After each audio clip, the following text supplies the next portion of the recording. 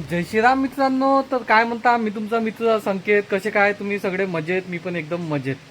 तर आता सध्याच्या याच्यामध्ये जर सध्याचा ट्रेंडिंग टॉपिक जर कोणता जर असन तर आपला दिल्लीमधला जंतर मंतर, संसद भवन, नीट, स्टुडंट प्रोटेक्ट हा वाला मेन टॉपिक आहे का, ज्या टॉपिकसाठी आपण पण सपोर्ट करत आहोत आणि सपोर्ट करत राहणार.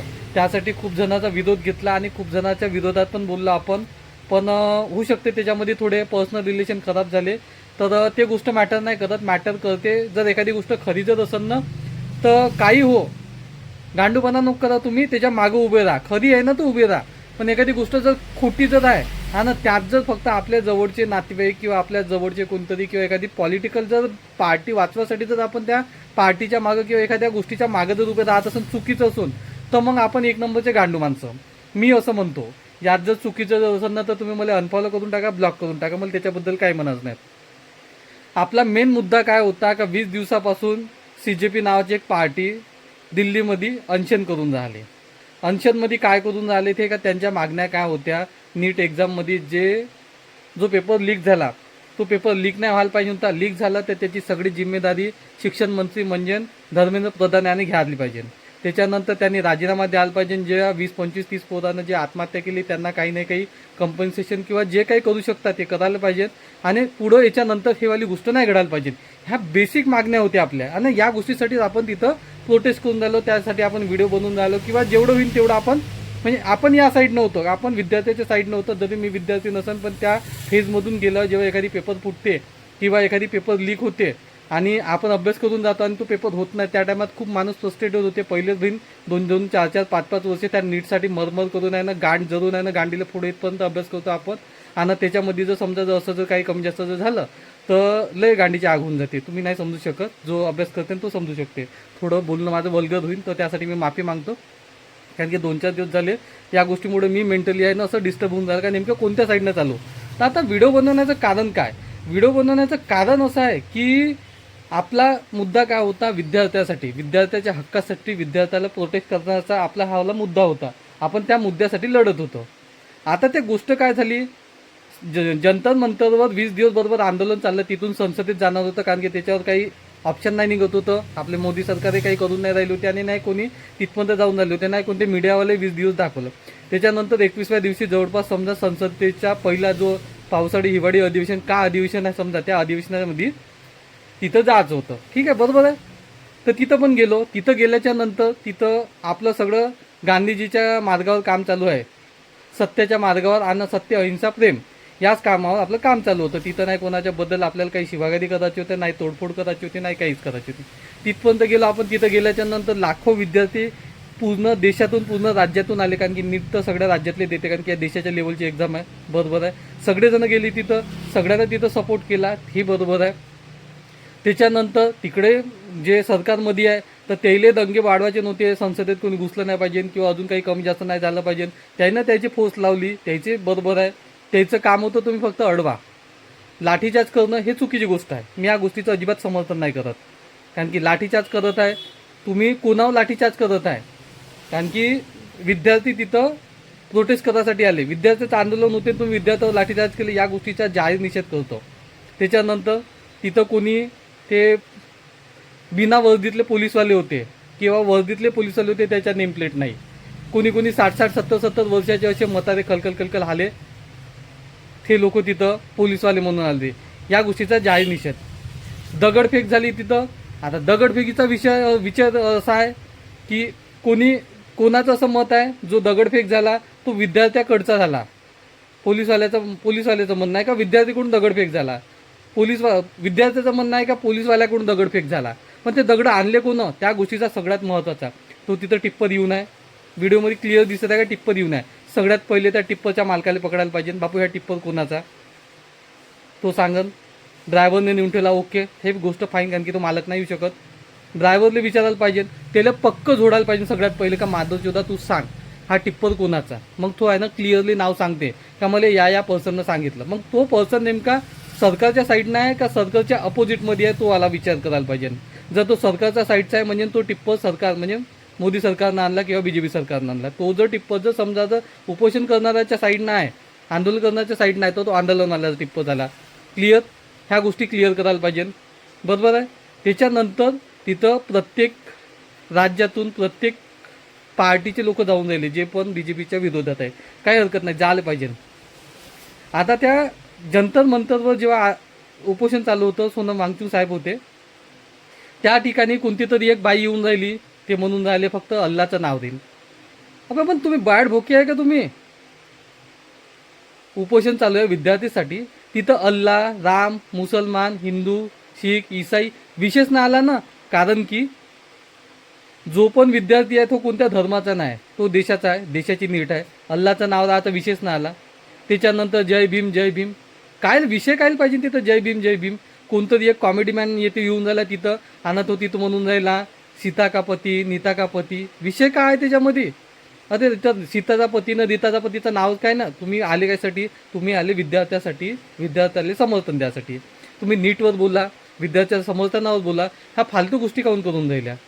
तो जो स्टेज जो होता ना, तो विद्यार्थ्याचा स्टेज कमी राहिला आणि हा पॉलिटिकल स्टेज जास्त झाला. आणि आता सध्याची परिस्थिती, व्हिडिओ बनवण्याचं सगळ्यात महत्त्वाचं कारण जाणून घ्या. सध्याची परिस्थिती, हे जे आंदोलन होतं ना, हे विद्यार्थ्याचं आंदोलनच नाही राहिलं, बरोबर. हे आंदोलन झालं आता पॉलिटिकल आंदोलन. आता जे विद्यार्थ्याचा जे विषय होता ना, तो गेला भोकात. एका शब्दात सांगतो तुम्हाला, तो विद्यार्थ्याचा विषयच नाही राहिला. आता सगळ्याले जेवढे काही विरोधात बसले आहे ना, ज्या दिवशी पहिल्या दिवशी जेव्हा संसदेचा पहिला दिवस होता, आणि ज्या दिवशी हे वाले जेवढे काही विद्यार्थी आंदोलन करत संसदेच्या समोर गेले, त्या दिवशी एकाच्याही गांडीमध्ये आग नव्हती, एकाच्या गांडीमध्ये किडा चुलचुलला नाही का. त्या विद्यार्थ्याला सपोर्ट करायचं आणि त्याच्या मागण्या पूर्ण करून घ्यायच्या. कारण की त्या दिवशी फक्त विद्यार्थ्याच्या मागण्या पूर्ण होणार होत्या. त्याच्या दुसऱ्या दिवशी जेव्हा कराडे सरांना व्हिडिओ टाकला का कुठं भोकात गेले होते तुम्ही, काँग्रेसचे किंवा आमच्या पक्षाचे किंवा अजून कोणत्या पक्षाचे जे काही पक्ष आहे विरोधामध्ये, कुठं गेले होते तुम्ही? जर येऊन जर तिथं बसले असते ना, तर एकाच्या गांडीमध्ये दम नव्हता का माराचा, बरोबर आहे. त्या टायमामध्ये सगळ्याला जाग आली आणि सगळेजण आमदार खासदार आता तिथं विरोध करून राहिले. दुसऱ्या दिवशीपासून तो आंदोलन अजून चिघडलं. आता आंदोलन चिघडलं, त्याच्यामध्ये विद्यार्थ्याचा फायदा होणार आहे का? 1% फायदा नाही होणार विद्यार्थ्याचा. कारण की आता आंदोलन विद्यार्थ्याचं राहिलंच नाही. आता आंदोलन राहिलं आहे फक्त आणि फक्त राजकारणाचं. आतापर्यंत आपण धर्मेंद्र प्रधानचा राजीनामा मागत होतो, कशासाठी? का त्याच्या हातानं किंवा त्याच्या खात्यात ही चुकी झाली.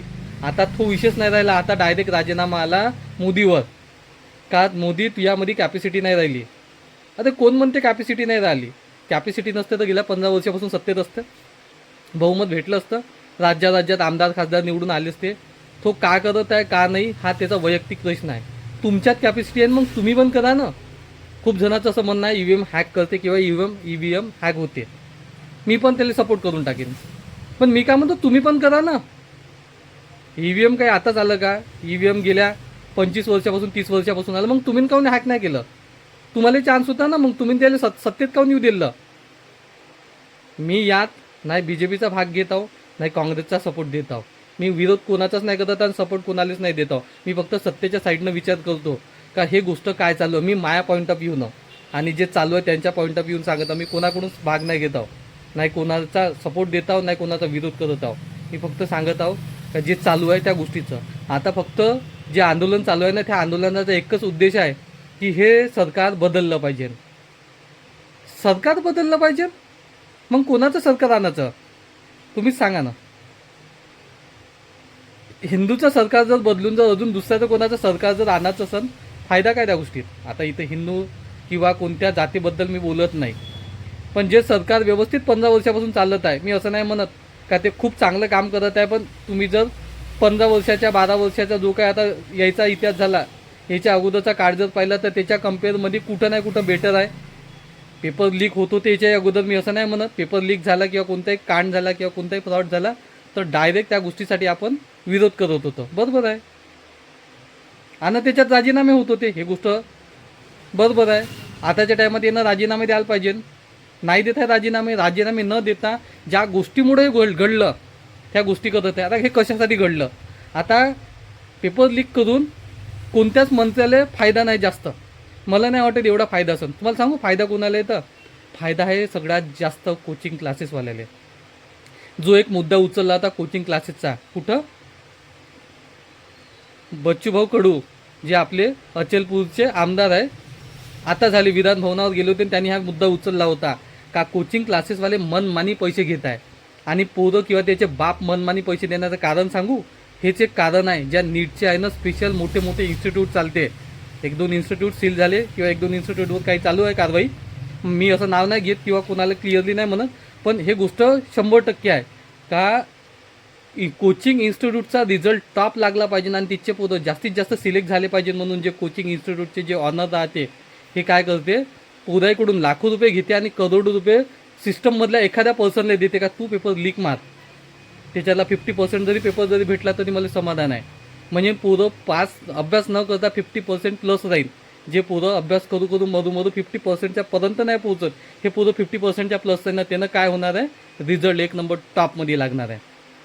आता तुम्ही मला सांगा, यात सरकारची चुकी आहे का जो मधामध्ये सिस्टम आहे त्याची चुकी आहे? काय प्रॉब्लेम आहे हा जाणून घेतला पाहिजे ना आपण डायरेक्ट पोरानं गलती केली तर डायरेक्ट बापाला फाशीवर द्यायची, हे गोष्ट चुकीची आहे. गलती पोराची झाली ना, पोरानं काहून गलती केली, कोणासाठी केली, ह्या गोष्टीचा विचार करायला पाहिजे. सिस्टमनं जो पेपर लीक केला, पेपर जो फोडला, हा कोणत्या आमदार खासदार मंत्र्यासाठी नाही फोडला, तो फोडला इन्स्टिट्यूटसाठी. कारण की इन्स्टिट्यूटनं त्या सिस्टममधल्या एखाद्या पर्सनला कमेंटमेंट केली की मी तू जर पेपर जर लीक करून जर दिला किंवा तुझ्या हातामध्ये पेपरचं काम आहे तर मी तुला करोडो रुपये देईन. आता सरकारचं काम आहे का सिस्टममध्ये जे लोक आहे त्यांना पकडणं आणि एवढी कठोरात कठोर शिक्षा दिली पाहिजे. मी तर म्हणतो जीवनभर त्यांना जेलात ठेवायला पाहिजे.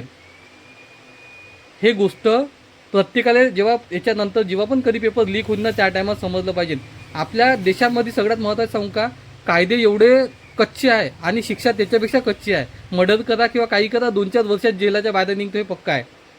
त्या गोष्टीमुळे काय होत आहे कोणाला माहीत आहे का, होणार काय, 2-4 वर्ष जेलातच होणार, चालणं भोकात सहन करून घेऊ. तर सेम तेजवाली गोष्ट आहे. ह्या गोष्टीचा विचार केला पाहिजे. सिस्टममध्ये ज्या गोष्ट करप्ट आहे त्या लोकांना उचलला पाहिजे. त्याच्या पुऱ्या प्रॉपर्ट्या सील मारा ना. हे जे पोरं जे गेले ना बिचारे 2-4 10-20 जण जे ना सुसाईड केलं, तर सिस्टममध्ये जेवढ्या जणांना हे करप्शन केलं, मग त्याच्यात आमदार खासदार मंत्री असेल तर त्याला पकडलं पाहिजे. मी असं नाही म्हणत का सिस्टममधल्या कोणत्या तरी एका जणाला पकडा, पुऱ्याला पकडा, चपराशापासून तर साहेबापर्यंत ना, खालच्या कार्यकर्त्यापासून तर टॉप लेवलच्या मंत्र्यापर्यंत सगळ्याला पकडा आणि सगळ्याला तिथं लाईनीत उभे करा आणि याच्या पुऱ्या प्रॉपर्ट्या सील करा. यायला पुरं जेलात नेऊन टाका सालेले. कसं याच्यानंतर करप्शन करते आणि कसं पेपर लीक करते मग पाहू ना. फक्त सरकारले म्हणून फायदा नाही, कारण की तो धर्मेंद्र प्रधान जो माणूस आहे, जो मंत्री आहे, तो दिल्लीतून आपल्या महाराष्ट्रात किंवा कोणत्या राज्यामध्ये जाऊन पेपर लीक नाही करू शकत. जिथं कुठं पेपर प्रिंटिंगला गेला किंवा जिथं कुठं पेपर गेला तिथून लीक झाला आहे, तुम्हाला जागेवरून नाही झाला. ह्या गोष्टीचा विचार केला पाहिजे. आणि काही जरी झालं तरी सत्तेमध्ये फक्त हिंदूचं सरकार राहिलं पाहिजे. ह्या गोष्टीची प्रत्येकाने काळजी घ्यायला पाहिजे. मी एक हिंदू आहो म्हणून हिंदू म्हणून सांगतो, सत्तेमध्ये फक्त जो हिंदूसाठी लढन त्याच माणसाला तुम्ही सपोर्ट करा. मी असं नाही म्हणत का चुकीचं आहे तरी सपोर्ट करा, चुकीचं आहे तर त्याला चूक सांगा, दादा भाऊ साहेब तुमची चुकी होऊन राहिली, ह्या चुकी सुद्धा. मी जे काही विरोधात बोलून राहिलो सरकारच्या म्हणा किंवा एखाद्या आमदार खासदाराच्या, तर हे मी विरोध नाही करत आहो, मी फक्त त्याच्या चुका दर्शवत आहो का हे चुकीचं होत आहे. पण याचा अर्थ असा जर होत असेल का मी जर सरकारच्या विरोधात आहोत असं नाही. काल पण होतो, आज पण होतो आणि उद्या पण जाईन. कारण की ज्या माणसानं जो रामाचा तोच माझ्या कामाचा आणि तोच देशाच्या कामाचा, जो रामाचा नाही ना तो कोणत्याच कामाचा नाही, मग तो कोणी असो. जय श्रीराम. चला भेटू. काही चुकलं असेल तर लहान भाऊ म्हणून माफ करा आणि बरोबर असेल या व्हिडिओचा विचार करा आणि व्हिडिओ शेअर करा. धन्यवाद.